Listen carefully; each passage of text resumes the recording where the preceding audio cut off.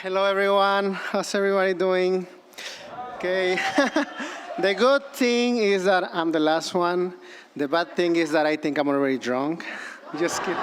Just kidding. Just kidding. Just kidding. So if you don't understand a word of what I'm saying, I blame my accent, not the wine. Okay. I want to give a big shout out to the people who's cooking for us, who's serving the food. From Guerrero, badass women from Guerrero. Big shout out, please. So I'm gonna be sharing my story. I don't want you to Google my name because if you do, most likely you're gonna find pictures of me being drunk and wasted. So I'd rather to share my story. I'm gonna be talking a little bit of my story and the work that I do to empower my identity and to empower my people. So I am from Acapulco, Guerrero, Mexico. I came to this country 18 years ago. When I grew up in Mexico, I remember being a kid. I remember being very, very feminine. And because I remember when I was like 4 or 5 years old, my parents, my uncles used to tell me like, don't be like that, don't cry, men don't cry. So little by little, I grew up in a very machista environment. So little by little, I started denying my identity. So machismo won. So I grew up thinking that the way I was and the way I feel was wrong. So I accepted that. I denied my identity because I wanted to be a man. What my dad, my uncles, my family wanted me to be. So I always lived that life. I always tried to meet those norms that people expected from me. Because we were living in extreme poverty, we decided to came to the United States to look for a better life. And I was 18 years old when I came to this country. So I remember my family said to me, if you have dreams, if you have goals, forget about them. Because to this country, we only come to work, work, and work. And don't tell anyone about your undocumented status. Don't get in trouble. Maybe go to school, learn English so you can get a better job than us.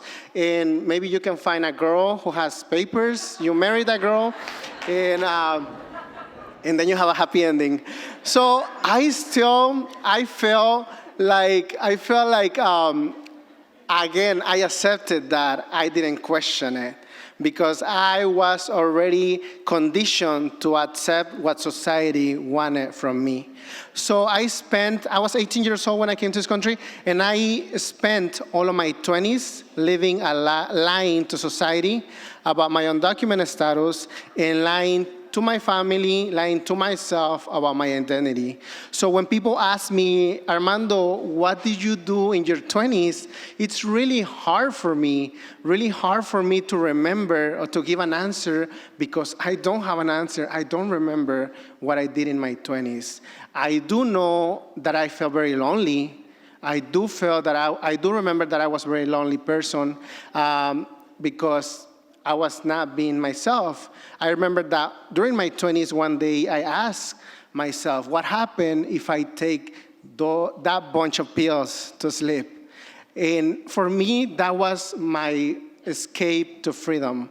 I was like, if I do that, I'm finally gonna be free. I'm finally gonna liberate myself from this world because for me, being alive had no sense. I was going through this depression. I was already 30 years old. And I remember one day on TV, I turned on the TV and there was a bunch of people, youth, protesters blocking the streets, and they were yelling, undocumented, unafraid. And I was like, who are they? Like, are they really undocumented? And I was in shock because I did feel represented on the screen, not in the way that I wanted because they were doing civil disobedience and they were like blocking the streets. And then I was like, I want to be friends with them. I want to meet them. I want to tell them that I'm documented too, that I've been lying and I'm so tired of this. I'm tired of this life. I don't want to do this anymore. So I started joining this protest. I became friends with all of these amazing pioneers. And then I realized that many of them identify as queer, which is a word that I never heard. As gay, trans, bi, and Then my life changed because I was finally finding myself. Because these people were teaching me, were showing me, just with them being themselves, that there was nothing wrong with me, with my feelings, with my emotions. My life changed because of them. I realized that many of them were going to school, were making changes, were pursuing their goals. I was 30 years old, and I thought that my life was over. And then I recovered that appetite for life that I felt that I lost when I was like 4 or 5 years old.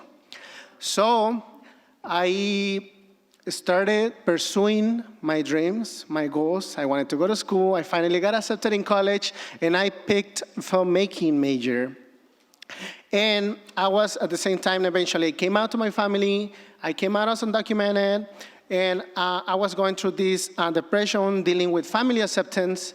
And I remember I started taking therapy. And during that time, my therapist said, like, you need to write because, like, you love films. You need to explore that. And I remember a friend one day recommended me this web series called Awkward Black Girl. And she said, like, oh, it's this web series about a girl. Her name is Issa Rae, and she's writing. And I saw the series, and that just brought me back to life. When I saw that series, I thought, oh my God, I can do this. I can tell my story. I don't need to wait for someone to come and tell my story. So I started writing, and I started writing about my experiences living in the closet, living in the shadows, living in the United States when I felt like I was less than a human being.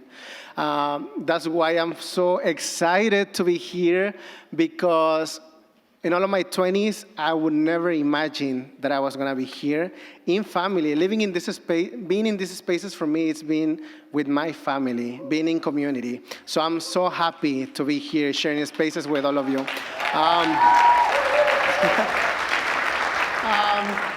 So I started writing, and I was like, I'm going to put this. I realized that writing was a therapy for me. So I created a small project, a YouTube series called Undocumented Tales. And with that project, I wanted to tell the story of an undocumented queer immigrant who works as a server in Los Angeles, who has an accent, who's 30 years old, who's lying to society, lying to his family, but despite all the struggles, he keeps going every day. And I think that represents the spirit of our communities.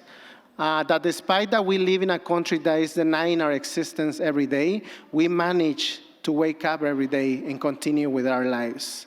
The spirit that survival that we have, I wanted to show that in my project, in all of my projects, especially this web series. So that project had a big response from the community. And I discovered, besides using this as a therapy tool, I discovered that putting my stories on the screen was healing, was very healing, because I was finally understanding my life, my voice, and my place in the world. I was finally walking into freedom, being alive.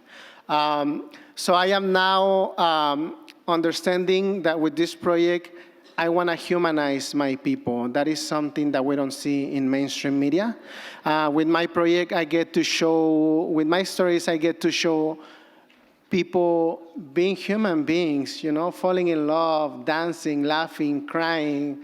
And most important, I allow myself now to cry, because that feeling was taken away from me when I was a kid. So with this project, I want to tell my people who's feeling like I once felt to not give up. I want to remind them how beautiful and powerful we are. So that project I started Undocumented Tales 3 years ago, and we are now about to premiere season 3. And with that, I continue. Thank you.